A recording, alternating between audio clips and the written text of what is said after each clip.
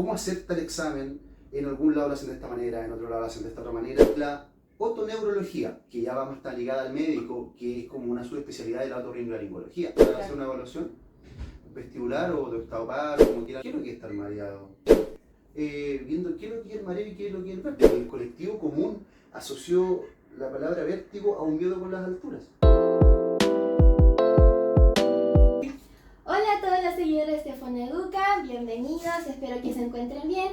El día de hoy tenemos un invitado muy especial en el cual vamos a abordar varios temas. En este caso vamos a hablar sobre lavados de oído, vamos a hablar sobre algunas mitologías del oído medio y del oído interno y también de lo que es el vértigo. Pero antes vamos a presentar al fonoaudiólogo que se llama Don Luis Polanco y le vamos a pedir que se presente, por favor. Bueno, hola chicas, muchas gracias por la invitación. Saludos a todos los seguidores, que imagino que son millones y millones, ¿cierto? Bueno, como decía Lu, mi nombre es Luis Polanco, actualmente me desempeño como fonoaudiólogo encargado del área de audición y equilibrio en el CESFAM de Nueva Imperial. También trabajo como docente clínico para la Universidad Mayor.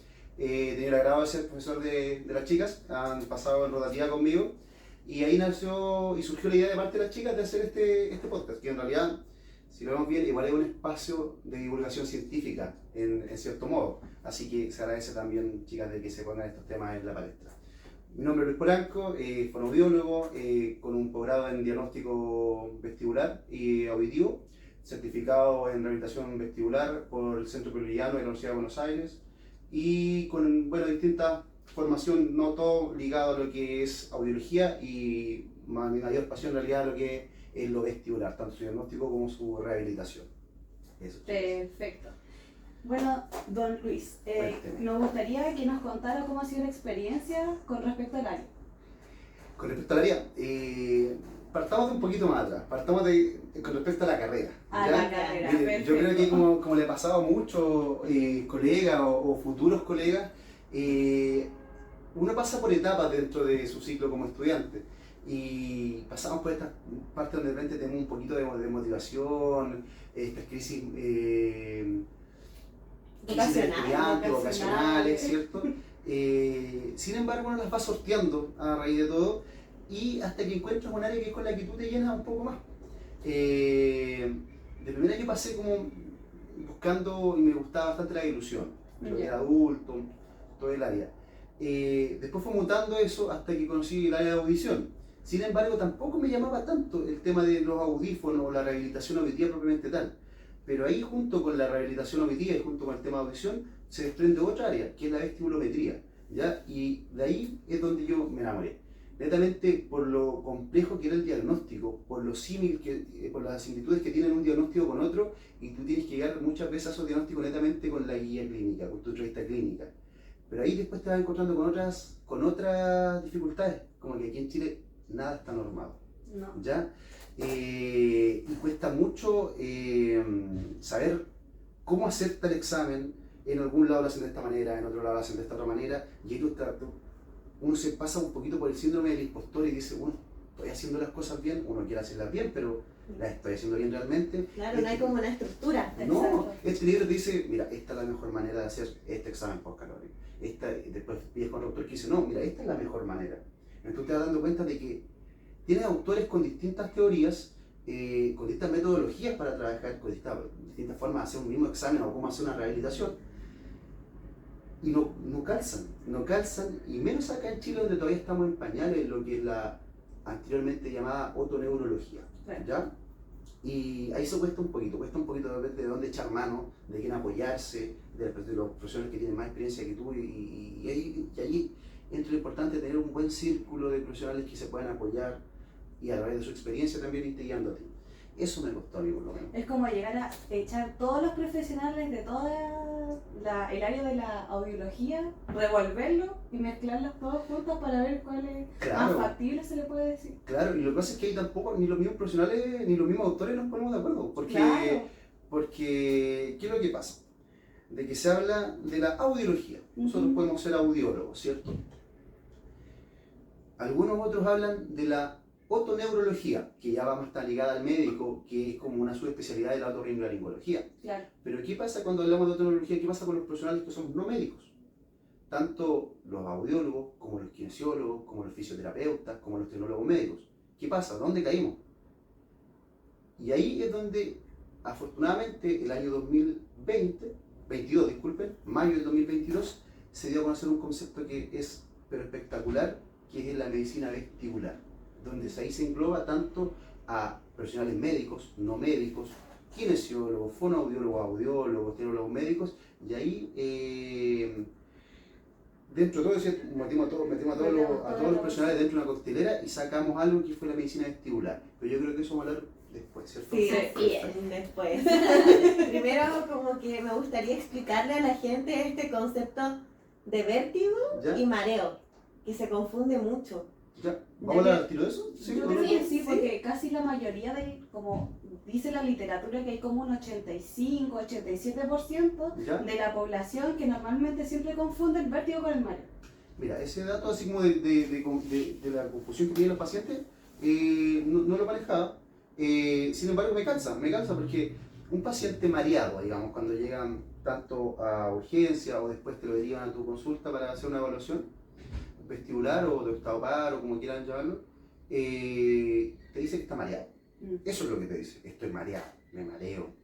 Sin embargo, mareos son términos inespecíficos. ¿Qué es lo que es estar mareado?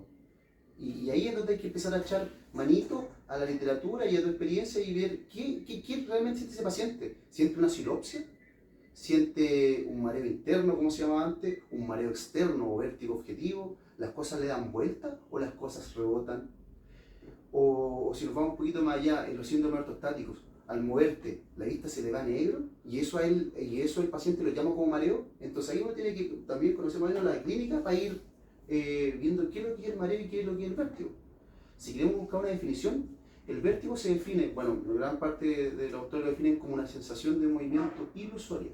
O sea que las cosas se están moviendo, pero solamente para el paciente. Para el paciente, exacto. Y el mareo, el mareo es una definición mucho más inespecífica. Puede sentirse como inestabilidad, como una sensación de mareo interno.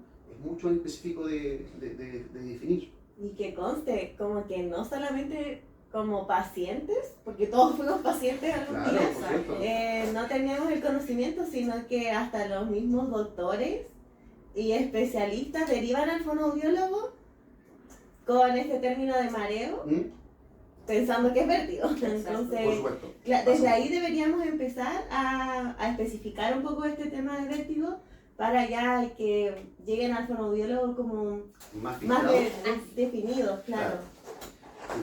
Concuerdo completamente y yo soy de esa misma idea. Soy de la misma idea desde donde nosotros sabemos aportar. Claro. ¿Ya? Tal como lo hacen las matronas dentro de su área, tratan de educar también al médico general que tiene muchas cosas que abarcar. Entonces no es fácil para ellos abarcar todo lo que es el pool de enfermedades dentro de urgencia o atención primaria. Entonces, de ahí tenemos que aportar. Tenemos que aportar desde ese punto de vista de también, de cierta manera, educar a nuestros médicos, a nuestros colegas Claro. y decirles, ¿saben qué, chicos? Miren, este quizás sea un mareo tiene más pinta de un mareo farmacológico o de alguna enfermedad metabólica.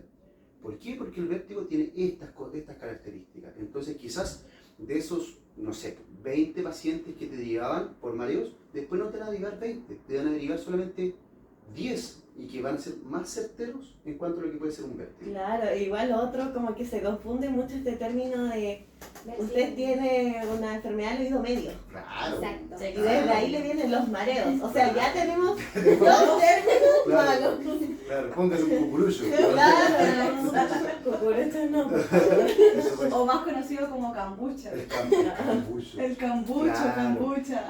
Sí, tienes toda razón, Javi. Pasa mucho, tanto en pacientes como en profesionales. El oído medio, claro. No sé de dónde habrá salido eso, para que te mentir, de dónde viene ese término de está enferma del oído medio. Y quedó, se estableció en la sociedad, se estableció en la población, tanto de pacientes como de profesionales, porque es como escuchar a un profesional decir, no, o sea, que lo va a mandar para allá porque tiene un problema del oído medio. Y a la persona le queda clarito, ¿verdad? Sí. En el oído medio. Era como si fuese nomenclatura antigua, así como Claro, demasiado antigua, y eso se claro. quedó y se implantó. Bueno, pero siento que en este momento lo estamos hablando como que nosotros sabemos. Sí. Ahora vamos a explicarle a la gente Claro. de dónde viene, o sea, que es más de oído interno. Claro, la mayoría de los vértigos tienen su etiología dentro del oído interno. Hay un par de vértigos que sí inician en el oído medio, sin embargo, la fisiología viene propiamente tal del oído interno, ya que ahí están los receptores de movimiento, los receptores del aparato vestibular, que está, bueno, si es que hay también usuarios que no son estudiantes de fonoaudiología, también hay que especificar de que tenemos el oído externo, tenemos el oído medio y el oído interno, donde en el oído interno tenemos el aparato auditivo y el aparato vestibular. Aparato auditivo netamente para escuchar, que bueno, que es una prolongación del aparato vestibular también, y el aparato vestibular que es el que nos sirve para orientarnos cómo nos estamos moviendo en este espacio, si es que nos movemos hacia un lado, si es que estamos avanzando, que sirve también como un sensor de aceleración. Entonces, ahí es donde se afecta este órgano en un vértigo. Pero como comentaba, hay algunos vértigos que sí parten en el oído medio, como por ejemplo puede ser, que son los menos, pero una labirintitis, parte de una infección de oído medio, y bueno, esa infección por lo general suele ser grande y pasa hacia el oído interno y se desencadena, claro, una afección vertiginosa en el oído interno. Claro, igual importante como mencionar de estos líquidos que tenemos ahí en estos... Tenemos líquidos, claro. Tenemos nuestro oído interno. Sí. Famosa copia. Claro, se puede producir un desequilibrio de líquidos. Claramente, Claro. sí. Bueno, enfermedades como el Meniere. Como el Meniere hay un desequilibrio químico en esto, ya que hay una falta de absorción de estos líquidos o una sobreproducción de estos líquidos, lo que hace que este equilibrio de líquidos que tenemos en la cápsula óptica, en el oído, ya no está tan equilibrado y empieza a generarse una presión. Esto en algún momento va a romper una membrana en el órgano de Corti, haciendo que la endolinfa con la perilinfa se mezclen. Y ahí vamos a generar una alteración vestibular y auditiva dentro del oído interno, y ese es más o menos como a grandes rasgos, muy a grosso modo, cómo funciona el síndrome de Meniere, que es muy conocido y todos lo hemos escuchado. Claro. ¿Cierto, chicos? Exacto. Sí. En cuanto, y mucha gente, hicimos una encuesta en el Mira. cual... Mira, ¿cuánta la- gente participó en esa encuesta? Ay, no. Mucha, Fue demasiado. un rango bastante extenso, entre ¿Ya? 15 a 80 años aproximadamente, Wow, ya. en el cual se demostró que presentan desconocimiento en cuanto ya al tema que estamos tocando, que esto es como una mitología del oído medio. Ya. Pero también hay otras que dicen que tengo vértigo a las alturas. Sí. Muy común. De hecho, el otro día nos llegó un paciente. Claro, sí, nos llegó un pacientito, no recuerdo qué día fue, pero diciéndonos eso mismo. Sí. Es común que los pacientes nos digan, no, yo tengo vértigo porque me sube a la altura y como que me da un miedo, o no puedo subirme a la altura. Las escaleras, terrible. El ascensor. El ascensor, sí, mira, no está tan equivocada la cosa tampoco, ¿ya? Es porque una persona que tiene un trastorno vestibular, una aceleración lineal vertical también la va a sentir, ¿ya? Claro. Una persona que tiene una alteración vestibular y ya caminar sobre una superficie inestable, como por ejemplo el piso de tierra, la tiene un poquito complicada. Subirse, no sé, al techo de la casa, igual la va a complicar un poco, ¿ya? Así que no está tan desigual. Pero sin embargo, el vértigo no es el miedo a las alturas. El miedo a las alturas se llama acrofobia. Se llama acrofobia y vamos por un tema de fobias, es propiamente tal. Y ahí, bueno, un dato freak. Escuché por ahí, no sabía así de dónde, ¿ya? Pero escuché por ahí a un otorrino comentando de que, o tratando de explicar el por qué la gente o el colectivo común asoció la palabra vértigo a un miedo con las alturas. Y él comentaba que 1958, 1989, por ahí, 1958 o 1959, por ahí. Después hacemos un fast check para verificar el año. Pero antes Hitchcock, el director de películas, hizo una película que se llama Vértigo, ¿ya? En donde el director tenía, o sea, el personaje principal tenía vértigo y en las alturas todo le daba vuelta. Bueno, eso fue un hit en ese momento, fue un hit de taquilla la película y se fue extrapolando el nombre de la película, que se llama Vértigo, a este miedo con las alturas. Y así que creo que esa es como la teoría de que así se estableció ese mito de que... Como que queda el boom. Ahí quedó así. claro, el vértigo es el miedo a las alturas. Debido por la película, no, yo tengo esto, tengo esta sintomatología. Claro, y es como por ejemplo lo mismo que cuando la gente dice que le dio un aire. Po. Claro. Entonces... Como que la sociedad necesita darle un nombre a lo que está pasando. Claro, por supuesto, clasificar las cosas de alguna manera o buscar un término común para referirnos. Y yo creo que fue una campaña muy efectiva, desafortunadamente, pero muy efectiva porque ahora tú le dices vértigo a una persona y le va a decir, no, un trastorno del sistema vestibular, no te va a decir eso, te va a decir, no, miedo a las alturas. Entonces fue una mala campaña, pero muy efectiva. Entonces, Claramente. o el oído médico. Claro. Y yendo como en esta misma línea de la fobia, ¿Ya? igual está como como lo que queda, digamos, esta fobia igual al vértigo, ¿Ya? que es igual, que es como un diagnóstico nuevo. Yo sé a lo que te refieres. Sí. Ya. Sé para dónde vas. Sé Vamos para dónde vas. caminado. Sí, bueno, hay ciertos vértigos que son abruptos. Los síndromes vestibulares agudos, por ejemplo, que bueno, no sabemos que está la nefritis, también se puede ver como agudo un BPPV cuando debuta, o una migraña vestibular, que tanto es central, pero es abrupto. Y hay otro tipo de vértigos que los podemos clasificar más como crónicos. En la literatura no tan actual veíamos muchos diagnósticos. Vértigo crónico, vértigo postural, no el BPPV, vértigo postural, vértigo espacial, vértigo visual, vértigo somatomorfo. Eran muchos tipos de vértigos que nadie sabía cómo funcionaban, solamente estaban descritos porque era ese paciente que no calzaba con ningún diagnóstico, que no tenía un vértigo giratorio, pero que sí lo tuvo en algún momento, quizás, que no cumplía ni con un Menier, ni con un BPPV, pero estaba mareado. Quedaban Así, residuos sí. de eso. Entonces, ¿qué pasa? Que se hablaba de todos estos diagnósticos que le comenté recién. Pero ahí aparece nuestra Biblia, y ahí aparece nuestra gran salvación, que es la Sociedad de Barani, cuando dice en el año... Pero nos dice, 2017 dice, no,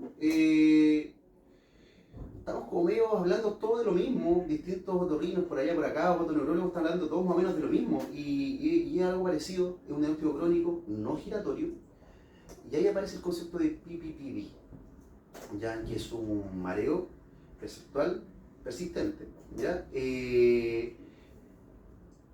Y que se manifiesta por eso, de que la persona queda con esta cierta fobia, es inestable, se marea mucho con patrones visuales, el paciente que dice que no, que fui al supermercado y fue terrible porque mucho estímulo visual, o que ve patrones en en alguna textura, siente un poquito de mareo, sin embargo no gira.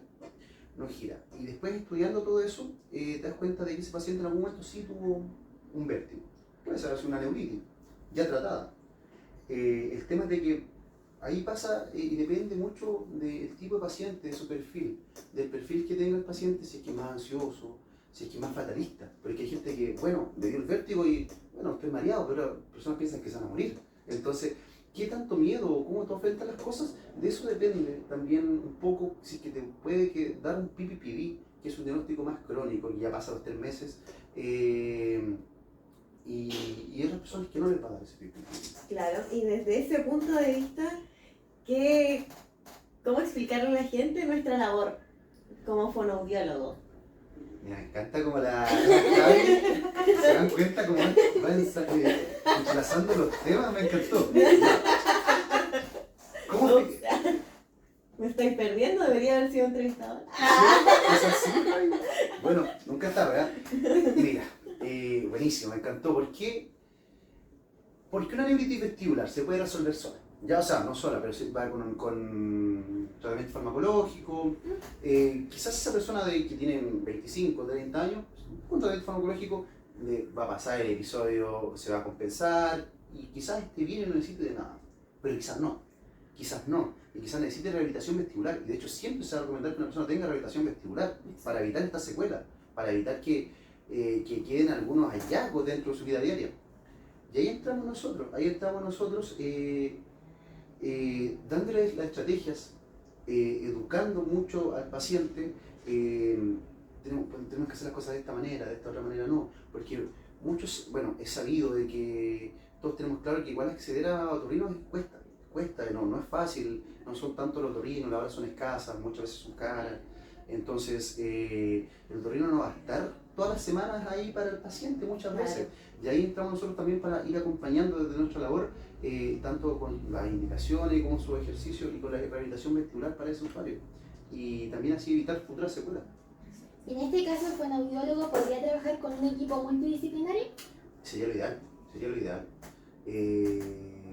¿Como quién se le ocurre, por ejemplo? Kinesiología. Por supuesto, por supuesto. Y desde como su experiencia, ¿cómo seleccionaría a cada especialista para ordenar como esta rehabilitación, digamos? Mira, siempre, bueno, la persona que va a estar a la cabeza va a ser el otorrinolaringólogo. Claro. Sin embargo, la mayoría de los pacientes, antes de ir al otorrino, pasa por un médico general. Entonces la idea es que también ese médico general que está trabajando ahí también tenga una cierta orientación de cómo funciona la autoneurología o la medicina vestibular y los distintos diagnósticos vestibulares. Y más que él haga el trabajo, que sepa qué es lo que es esto y orientar de manera adecuada para que llegue al otorrino. El otorrino, bueno, dentro de la otorrinolaringología hay subespecialidades. Está la otología, que netamente de trastornos de oído, pero más quirúrgico. Algunos otorrinolaringólogos que ven más cirugía en base de cráneo. Y está también el otorrino que le gusta también la autoneurología y ve netamente los vértigos. Sería lo ideal que ese otorrino le gustara y trabajara en esta área de lo que es el vértigo. Y de ahí nos empezamos a desprender nosotros los que hacemos el trabajo de hormiguita. Y ahí estamos nosotros como rehabilitadores, que perfectamente lo podría hacer un kinesiólogo, perfectamente, y de hecho en algunos aspectos quizás podría ser lo mejor, porque si lo vemos la pirámide del vértigo y de qué depende del sistema vestibular, del sistema visual y del sistema propioceptivo. Claro. Entonces, en lo que es sistema vestibular nosotros tenemos una cierta ventaja, conocemos más el sistema vestibular, el tema auditivo, podemos hacer una audiometría. Sin embargo, el kinesiólogo maneja mejor la propiocepción que nosotros. Sabe cuándo una articulación va a presentar peso, sabe cómo dirigir mejor la marcha.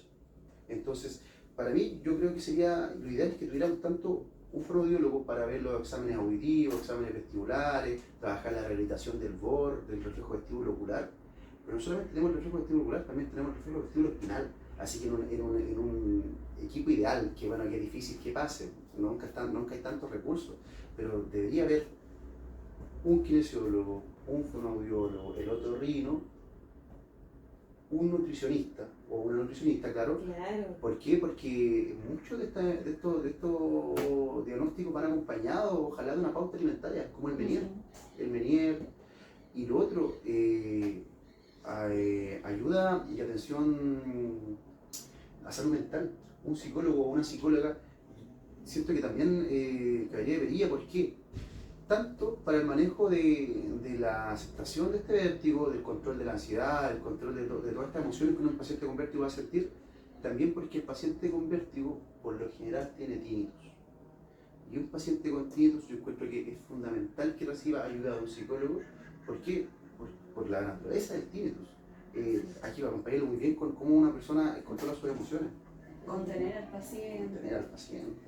Es muy importante porque han habido igual muchos pacientes que al sentir este miedo del vértigo, quizás de no tener tanto apoyo, igual es muy importante tener este psicóloga en ese sentido. Y yo siento que también podríamos tener quizás probablemente un trabajador social en caso de que... ¿Por qué no? Claramente. Y no es descabellado porque muchos de estos vértigos concluyen con patología auditiva. Exacto. Pensemos en un neurinoma, que baja bastante la audición de un usuario. O un Menier, que es agresivo, pongámosle un Menier agresivo, donde baja bastante la audición de un usuario. Donde un oído prácticamente bota la audición a nada, o tenemos una hipoacusia de moderada o severa. Y por qué no tener un trabajador social para que nos pueda ayudar, tanto con ayudas técnicas que puede dar el Fondo de Discapacidad, o tanto como para cosas más simples como ayudarle al paciente, que no todos saben hacerlo, a gestionar su credencial de discapacidad. Exacto. Así que sí, no es descabellado, sería buenísimo. Sí. Y lo otro igual, como el tema del tinnitus, que es igual súper importante y explicarle a la gente como de que este tinnitus se puede originar por muchas causas. Muchas. Levine, un doctor, el año, no me acuerdo, pero podemos después dejar ahí Los datos freak. Pero Levine, bueno, el autor de todo el modelo es Jastrebov, el doctor Jastrebov, que hace mucho tiempo hizo el modelo psicofisiológico, biopsicofisiológico de que lo que es cómo se impulsa el tinnitus o cómo aparece el tinnitus. Pero después, unos años después, Levine se fue dando cuenta de que no todos los pacientes con tinnitus tenían pérdida auditiva. No todos tenían pérdida auditiva. Algunos pacientes en la audiometría tonal normal mostraban una audición normal. Ahora, si esa audiometría la extendiéramos y si fuera una audiometría de alta frecuencia, quizás pillaríamos una caída en frecuencias más altas, no sé, 18.000, 12.000, no sé por citarlo. Sin embargo, este caballero Levine se dio cuenta de algunos casos donde una persona que tenía alguna alteración a nivel molar comenzaba con tinnitus. Y se dio cuenta que otro paciente con alteración a nivel de hombro comenzaba con tinnitus. Y así se dio cuenta de que no todo estaba ligado al sistema auditivo. Claro. Y también se dio cuenta este caballero muy asertivo de que las alteraciones somatosensoriales a nivel de un hemicuerpo se reflejaban en ese mismo oído. Esta persona que tenía esta alteración a nivel molar tenía un tinnitus que fue cayó de manera aguda en el oído derecho. Lo mismo la persona del hombro derecho tenía el mismo hombro derecho. Y ahí nos fuimos dando cuenta de que los núcleos que procesaban esta señal aberrante que era el tinnitus también procesaban otras cosas también, como los sistemas somatosensoriales. Y ahí nos podemos dar cuenta de que el tinnitus no necesariamente tiene que ser por una alteración auditiva, sino que puede ser por una alteración, 1000 alteraciones que pueden haber en donde igual como que, no sé, a veces pienso como que por dentro nuestro cuerpo igual está sonando. Mira, no recuerdo bien el autor, pero hay una teoría que dice que el tinnitus es una respuesta de desarrollo y de evolución, y que el tinnitus simplemente es una mala adaptación de un proceso de sanación. ¿Ya? Entonces, tiene razón, no es descabellado lo que dice, porque puede ser que sea un proceso de sanación que fue mal adaptado y generó esta señal aberrante, pero va a depender mucho de cómo lo tome la persona. Si se dan cuenta, ustedes mismos en el internado se han ido dando cuenta de que tenemos varias pérdidas auditivas, pero no todos los pacientes se quejan del tinnitus. ¿Y de qué depende? O como se pueden estar quejando a los pacientes que comienzan a sentir como el corazón dentro del oído. Claro. Y ahí igual puede pasar ese caso que lo pueden confundir con el tema del tinnitus. Claro. O sea, igual es como un tipo... Podríamos decir que es un tipo de acúfeno. Es un tipo de acúfeno porque ya no iríamos más, tú te estás refiriendo a un somatosonido. Exacto. De ahí de los somatosonidos podemos desprender varios tipos, vasculares, musculares, y son sonidos que el mismo cuerpo produce y que la persona lo está escuchando. Lo más comunes son los vasculares, donde la persona dice, no, lo que pasa es que yo siento el corazón en mi oído y es claro porque puede haber una alteración a nivel aórtico, puede haber una vena dilatada y la persona está escuchando este boom, boom, y no necesariamente su oído. Así sí, toda la razón. Y en este caso hay varios usuarios que ya tienen tinnitus desde hace años. Algunos refieren eso. ¿Habrá alguna intervención para eso? Sí, sí la hay. Lo primero que hay que empezar a derribar es de que estos mitos de que el tinnitus no tiene solución. Porque ya partimos nosotros mal obrando una terapia. ¿Ya? Hay algunos que dicen, han llegado pacientes que dicen, hoy tengo este sonido que dicen que ya se me viene acercando la muerte. Es típico, como el sonido Te de la llegó el muerte. sonido de la muerte. La primera No, chica me pero contaron eso. El sonido de la muerte. Es como, es un dicho muy antiguo que se lo Ese tiene. de campo, de campo. Sí, escuché, va pasando la vida. La verdad, bien. ¿Han escuchado? Sí. Todos son la muerte. No es tan así. Eso no va a que sea una alza de depresión, me imagino, pero la muerte no creo que sea. No. Pero sí, eso Igual que miedo que te Miedo. Miedo como que no... La muerte llega, sí. Fatalista, No, bastante fatalista. obviamente que la gente no se va a querer dormir después. Claramente. Si lo siente. No es muy esperanzador. Pues yo, si dijeran que la muerte está sonando ahí, yo no pego un ojo. No. Y ahí estaría igual como, no, esta no se me va a curar porque la muerte va ahí, Claro. me sigue. Sí, muchos mitos, pues, chiquillas. También está, no sé si han escuchado ese mito o creencia de que hay gente que se mata por el tinnitus. Sí. Sí. Ya, y que se liga mucho cuando tú aplicas un THI y tenemos la escala del THI, el puntaje más alto, donde tienes un tinnitus catastrófico. Sí. Bueno, la doctora Hietzman, una doctora española, propone, bueno, tiene sus ciertos estudios también, que no es que esa gente se haya matado por el tinnitus, no, para nada. Eso es la punta del iceberg, ese es uno de los síntomas. Sin embargo, esas personas arrastraban problemas psicológicos bastante graves en cuanto a salud mental, traían ideaciones suicidas de hace mucho tiempo. Y ahí se llega a esta consecuencia. Sin embargo, no se asocia al tinnitus, porque han habido muchos casos donde también tenemos tinnitus catastrófico, donde han sido más los casos donde no han habido este tipo de comportamiento suicida. Y no se puede ligar a este comportamiento suicida al tinnitus, ¿ya? Sino que es la punta del iceberg y hay Es una parte de un porcentaje. Claro, Ya que igual podríamos decir que por estrés también uno podría tener tinnitus. por supuesto. Porque se te sube o se te baja la presión. Y eso Claro. ya va a cambiar cómo circula la Claro, sangre. y ni siquiera necesitamos un alza de presión para tener un tinnitus, ni siquiera necesitamos tener un daño auditivo. Pero lo peor, como consejo, así como a grandes rasgos, ya que este no es un podcast netamente académico, sino que es más conversatorio y informativo, como consejo, lo peor que podemos partir haciendo una terapia es diciéndole al paciente que su tinnitus no se va a curar. Porque lo peor es que si le decimos eso, no se cure. O si decimos, oye, tinnitus catastrófico, hay gente que se mata por esto, ¿ah?